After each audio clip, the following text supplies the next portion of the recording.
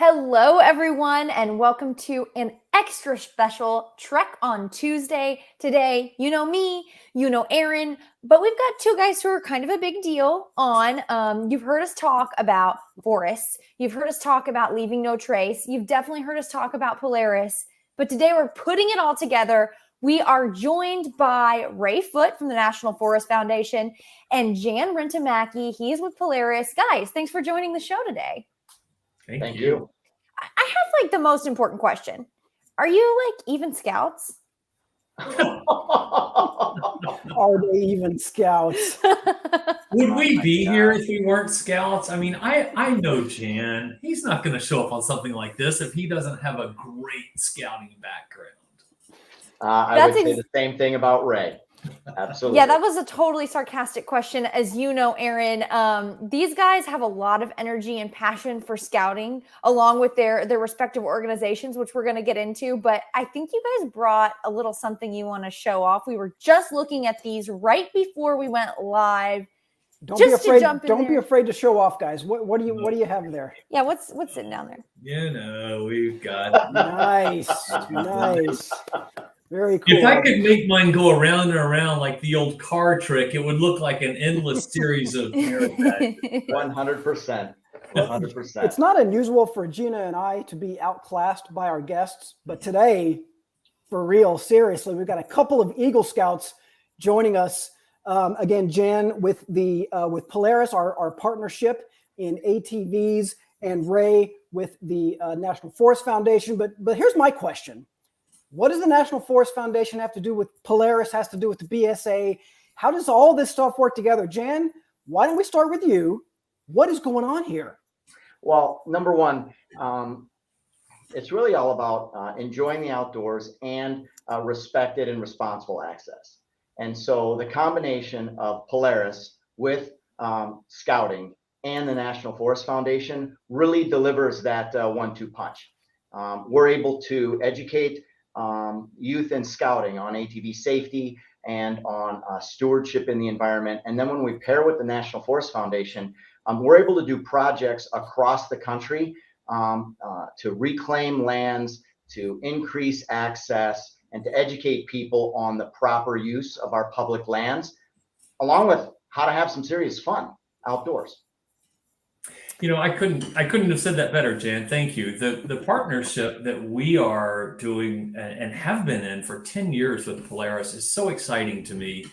It is about, as Jan said, getting people reconnected with public lands and outdoor recreation, and doing that in a way that is not just fun, but it's also about developing that deeper stewardship ethos, that ethic that we all feel inside about why taking care of the outdoors matters.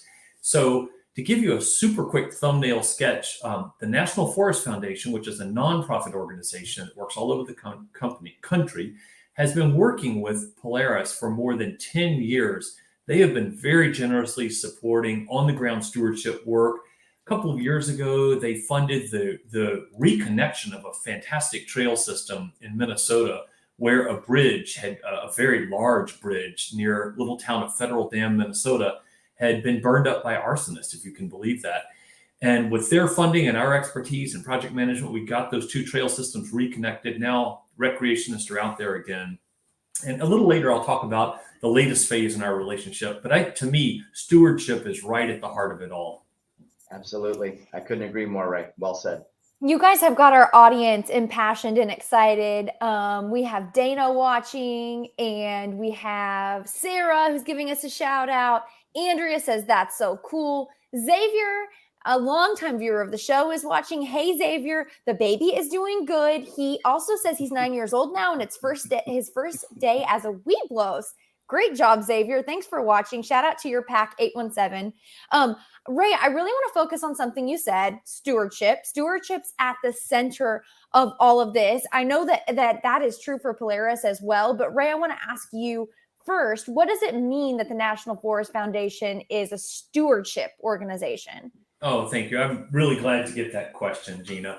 So there are advocacy organizations that sue and lobby and they push for a certain public policy point of view. We're a little different. We raise private money from companies like Polaris and generous Americans all across the country, and we funnel that money into projects that are going to make a difference on our public lands.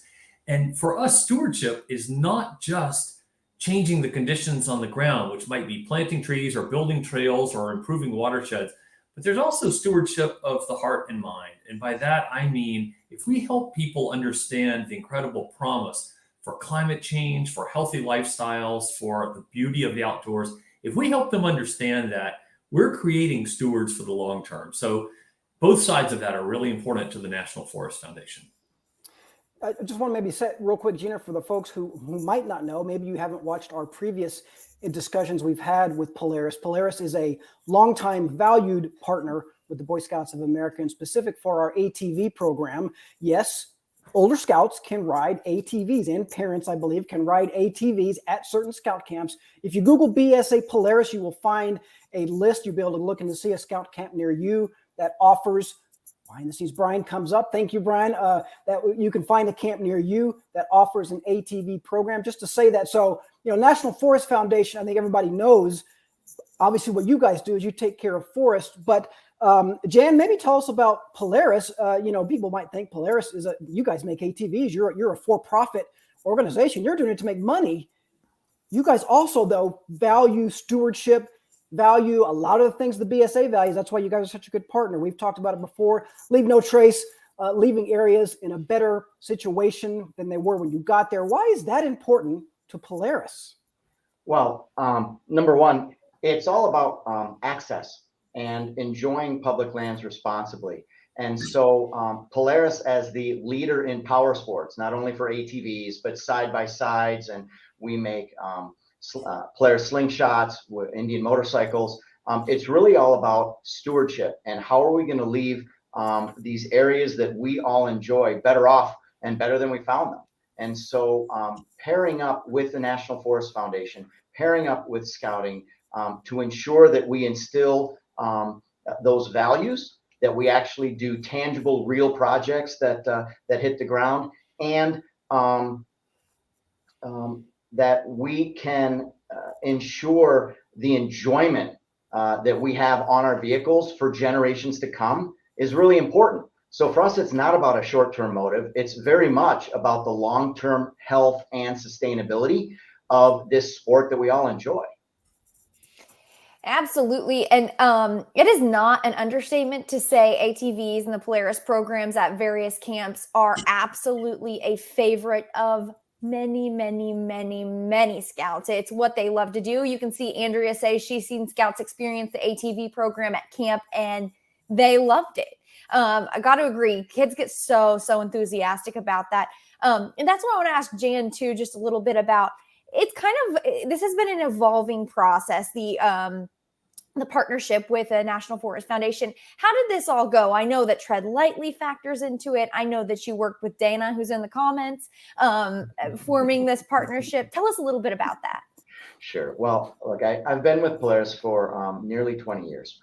And so even in the early days, we knew that it was important to have this long-term view of sustainability and protecting the trails and protecting the forests that we ride in. And so a number of years ago, Dana and I paired up and said, you know what can we do to start building longer-term partnerships, not just sort of one-off projects. We still do a lot of those through the Polaris Foundation and through our Trails grant system for nonprofit trail associations. But how do we bring this together? So nearly a decade ago, Dana and I started working together on the Boy Scout partnership. We rekindled the Tread Lightly partnership that we have with Tread Lightly. I sat on that board and am a board of directors member there for on behalf of Polaris. And then we started to do work with National Forest Foundation. And I'll be honest, the work with National Forest Foundation was really cool. And we started to do these projects, and then we started to do projects every single year. And then, as Ray said, we got 10 years into this, and Dana and I are like, let's make this even bigger. Let's make this a real deal. Let's work on an endowment fund, and let's make this a critical core aspect of the Polaris Foundation for years to come. Can I jump in on that? Because I think this Polaris is such a great example of how we talk about sort of the private sector, so that's companies, and we talk about the public sector, that's the government, and we talk about the nonprofit sector. And this really is actually kind of a three-way partnership in a way. And we bring the Scouts in, we can make it a four-way partnership because we use a little bit of federal money and a lot of private money to get our work done. And what Jan just said about that endowment, it is so exciting. A lot of work together to figure out how Polaris could make a long-term investment. So they've created the Polaris Fund, which we're going to make annual grants from that. We've already made our first grant. It is $40,000, and it's going to go to restore a trail system in Texas and improve connectivity and user access. And those needs are all over the country because, frankly, recreation is surging in America. People want to get outside. The trails are busy, and that also means they can get degraded. So we are really excited to be working. I also learned something in preparation for this call that the National Forest Foundation has done a little work with scouting as well, made a project back in 2018 that was to remove a lot of invasive species on Mount Hood in Oregon. So we were very grateful for the Scouts who got their hands dirty on that project. That's what Scouts do, Ray. They get their hands dirty, and they do it with a cheerful and positive attitude. Gina, I used to be annoyed when I would go to meetings and people would do this, but if there was ever an appropriate time to do this, it's right now. One of these is the BSA, one of these is Polaris. Maybe you and I are down here somewhere, Gina. But Ray, you sent me some kind of interesting factoids that I just want to go over real quick. The National Forest System includes 193 million acres of land. That's a lot of land. I'm not sure that I realized the National Forest System, the scope of it. I found this to be very interesting. 7 in 10 Americans live within 100 miles of a national forest. You might be thinking, national forest doesn't affect me. I live in Dallas. I live in New York, whatever. You live closer to a national forest than you think. Ray, you had some other stats about carbon emissions and different things like that. But maybe you could just kind of tell our audience, why is the work that you do relevant, not only to folks who go to a forest all the time, who camp in a forest, but to all of us really, right? Well, it's such an interesting question. And, I think what Jan was speaking to is also true. Even if you don't own a Polaris, you can be involved in improving the conditions of our earth and our climate and our world. Same with the National Forest Foundation. There are places we work to do climate change mitigation. So improving forests to make them more resilient against wildfire. Fire is natural and normal and healthy, and fire is ancient. Fire has always existed, but today's fires are burning so much hotter and longer and larger, and the fire season is so much longer. They're more destructive than they should be. Fires are incredibly regenerative, but because our forests are often overstocked and too dense, the fuel that just carries the fire up to the crown is where it really gets dangerous. So we're doing a lot of work with pre-fire resiliency projects. And then, of course, when fires do come through, sometimes the forests need a helping hand to get reestablished. So we plant trees. Big picture, all of this ultimately does relate to the climate and how are we going to ensure that we've got intact ecosystems for wildlife, for water, for human communities. That's really important. So everybody who is just tuning in, we're talking about how you can be a great steward of the environment, a better steward of the environment. And we have 2 new faces to you guys here, but they are longtime Scouts, actually. We've kind of buried the lead. They're both Eagle Scouts, okay? So they do know what they're talking about. We trust them. And as Scouts, I think we're all watching this thinking, well, what can we do? How can we help? So I've got to know, I want to ask both of you, maybe Ray, you go first, and then Jan after that. I'm curious to hear your answer. What are some tangible things that Scouts and Scout families can do right now to be better stewards of the environment? Oh, I love that question. Well, one, just educate yourself, learn, read, get in touch with how our natural processes work and why do we all love the outdoors? Well, we might just intuitively love them, but there's a lot of science about why the outdoors matter. So I'd say educate yourself. 2, get out there. Now, if you're a Scout, you can't help it because you're going to get out there. My home troop was Troop 10 in Alexandria, Louisiana. If we have anyone from Troop 10, I sure hope they're going to show up in the chat. But I was a Scout back in the 1970s, and we, of course, monthly campouts and then the big summer camp. So getting out there gets a Scout connected and a Scout's family connected with the ground and with the dirt under the fingernails. And then the third thing I would say is get involved with an organization, volunteer, donate. Most people are on social media in some way. And even if you're not, you've got family and friends. So become that kind of ambassador and disciple and acolyte and enthusiastic supporter who shares why you care about a certain lake or a path or a trail. And I know I've got to stop talking because Jan is being very patient. That's that upper Midwest good manners. And I'm just a big loudmouth Southerner. But I do want to say, yes, I'm an Eagle Scout, but I'm more proud of two other things. That 3 of my brothers are also Eagle Scouts, and that my dad got really involved in scouting. And we were all so proud when he won the Silver Beaver Award for his service with Troop 10. So Attakapaw Council in Louisiana, life-changing for me, and it's such a privilege to be here. Now, I think Jan needs to brag a little bit. Well, Ray, thank you. I guess to first answer your question, I'd echo what Ray said. And really, if you embrace and run and love the Boy Scout program, there are a tremendous number of opportunities, not only for service, but for fun, right? I mean, at each rank advancement, you've got certain amounts of requirements. But more important than that, if you actually look at the ethics codes, either with Leave No Trace or with Tread Lightly, you understand and embrace what that means, and then incorporate that into all of the fun trips and activities that you do. That's where it really comes alive. And that's where it really doesn't turn into, man, what am I doing this weekend? What do I have to do? You get excited about the new places you can go, the places you can see, and the restoration work after you participate in it that will be there for decades to come. Now, I also have to do a couple shout outs. I was a scout back in the 70s and 80s. It was Troop 116 out of Farmington Hills, Michigan. Right now, though, my son is in Troop 84 out of Maple Grove, Minnesota. That is, if there's anybody on from that troop, I would love to hear a shout out in the chat below. And I am equally proud. I've started with my son when he was a Lion, all the way through Cub Scouts. He earned his Arrow of Light like I brought it, like I did way back in the day. And he's in Scouts now on his pathway to Eagle. He's a star now. And to be honest with you, we love giving back. We go back and we help assist Cub Scout troops or Cub Scout packs, I should say, with Pinewood Derby every single year. We had a blast with it. So he and I go and help check in cars every single year. We look at ways to volunteer and help and assist. And that is all part of the scouting experience. I'd also add Order of the Arrow for those that are so chosen. That's a great way to go through it. And when my son had a chance to do that, again, it was that next level up on understanding what it really means to take care of our public lands and enjoy them.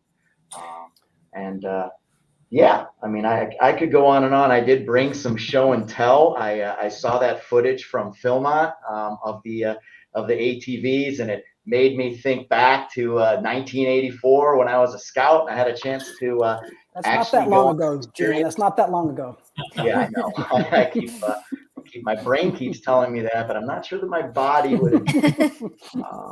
But look, it's been a fantastic experience. The program is absolutely tremendous, and really, you get out what you put into it. Ray, real quick, we do have a commenter. Gabby's coming to us from Louisiana.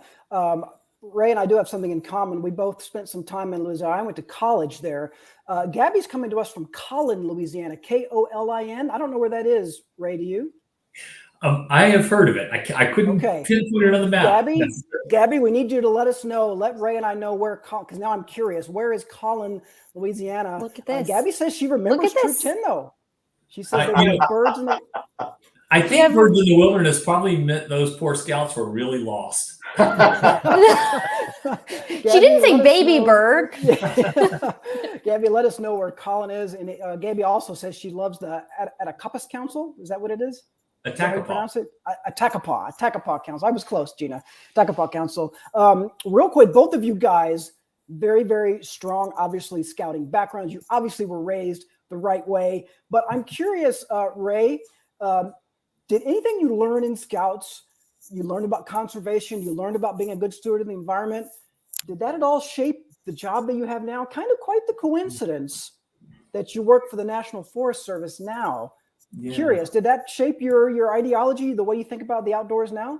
That's such a good question, Aaron. I mean, as you ask it, I think, yes, it did. Certainly appreciation for the outdoors, but I think maybe more than that, it's a appreciation for the community.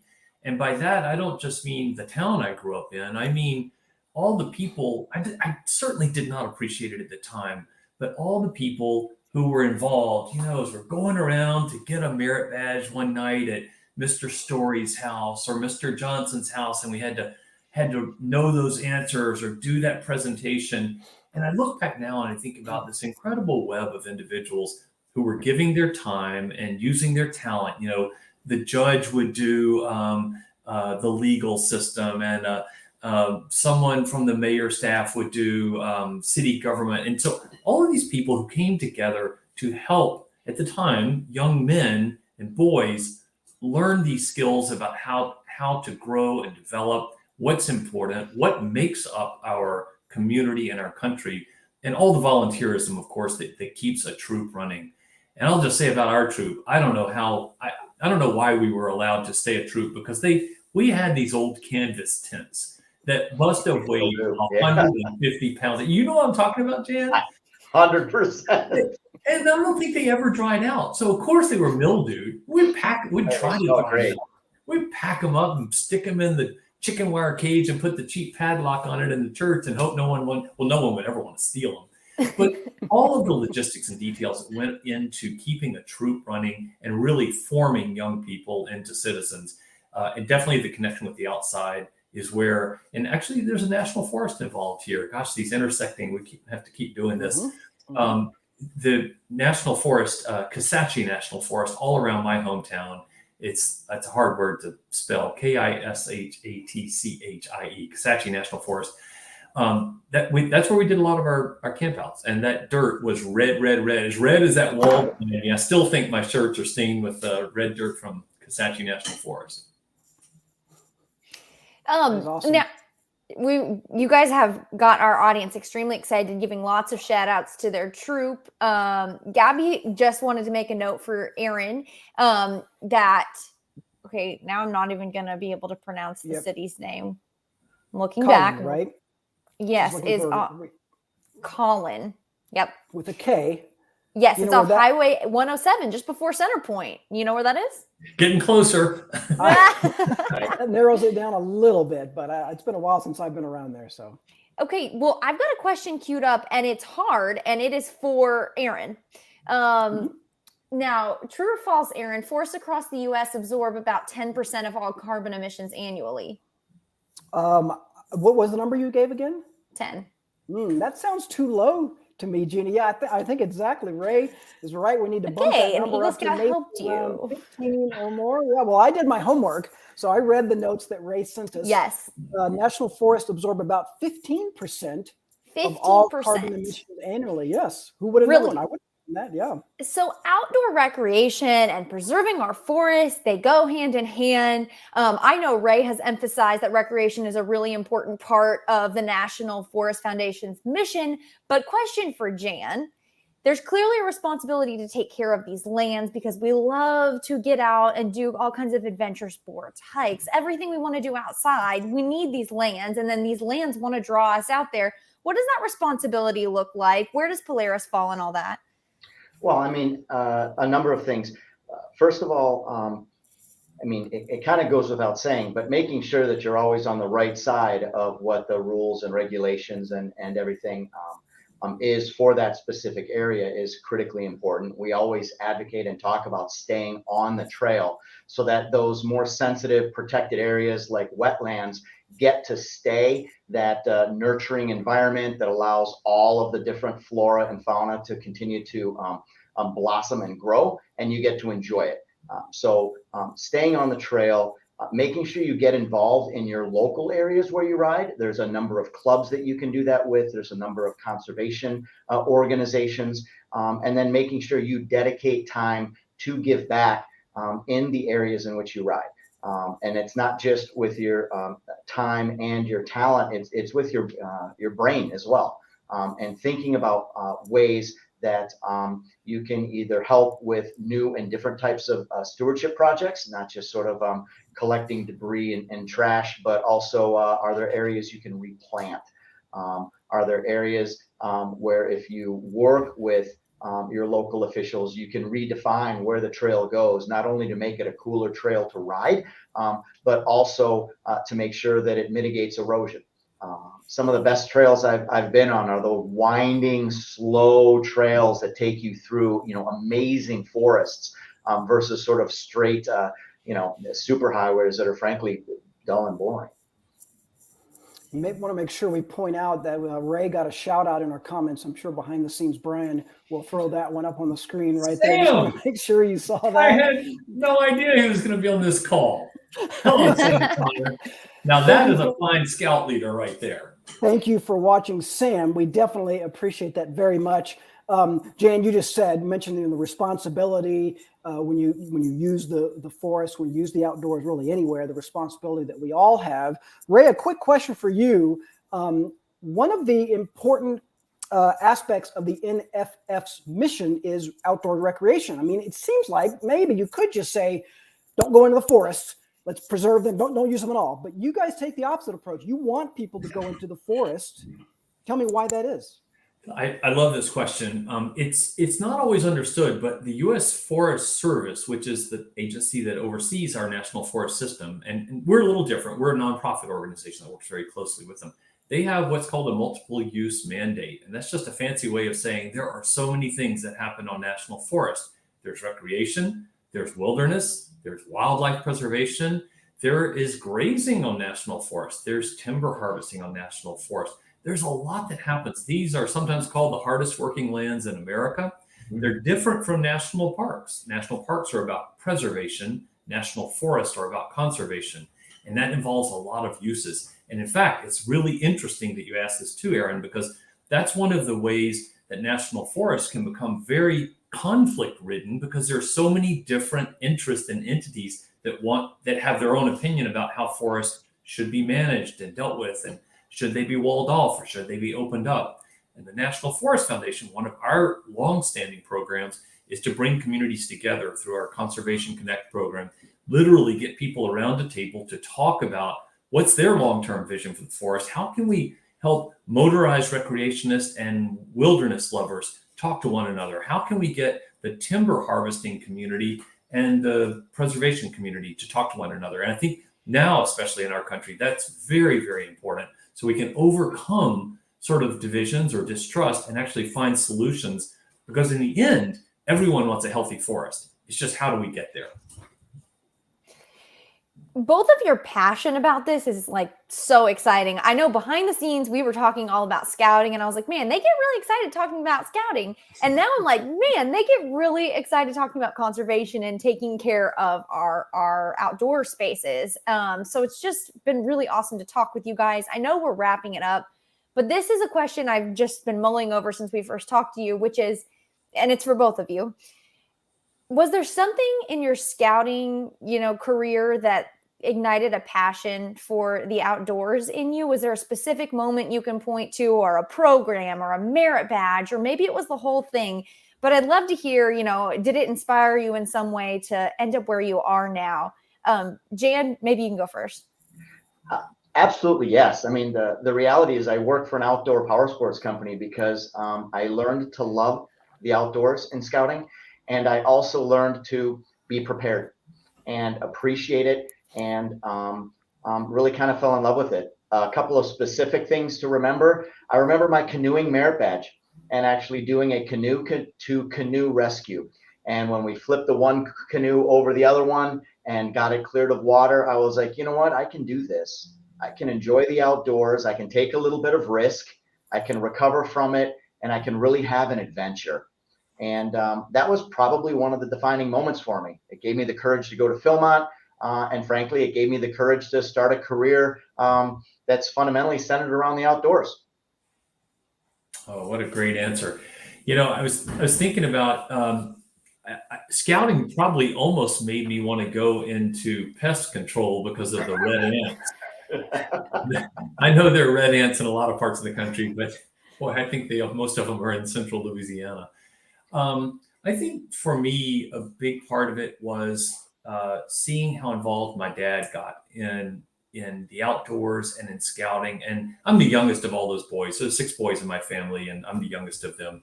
If you do the math, only 4 of us made eagle. It tells you 2 of them. We got 2 black sheep in our family.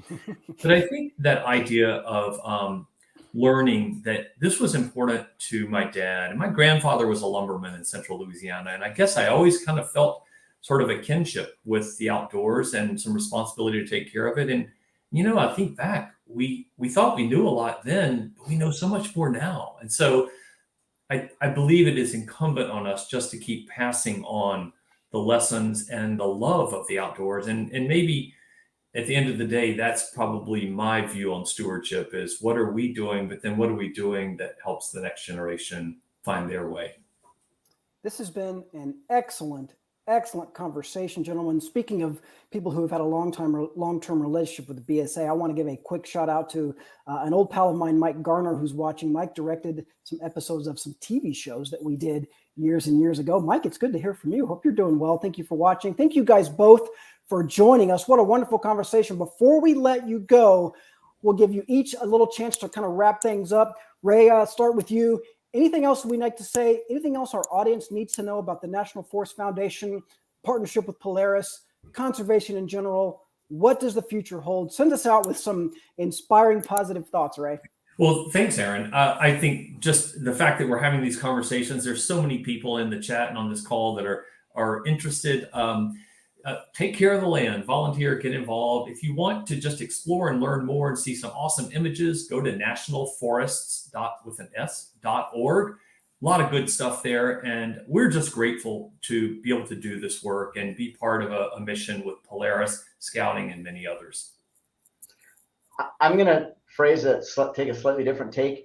Look, Scouting, enjoying our national forests, it's all about having fun, being yourself, and leaving it better than you started. You learn more from your failures than from your successes. I can very well attest to that. So don't be afraid to try. Don't be afraid to achieve, and you can do great things.